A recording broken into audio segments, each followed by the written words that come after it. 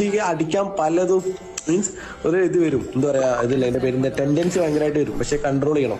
അപ്പൊ ഇന്നത്തെ നമ്മളെ ക്ലാസ് എന്താ വെച്ചാ ഒറ്റയ്ക്ക് അകപ്പെട്ടാൽ നമ്മൾ എങ്ങനെ സർവൈവ് ചെയ്ത് പോയി അടിക്കാം.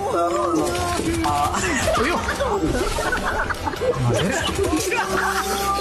എന്ത്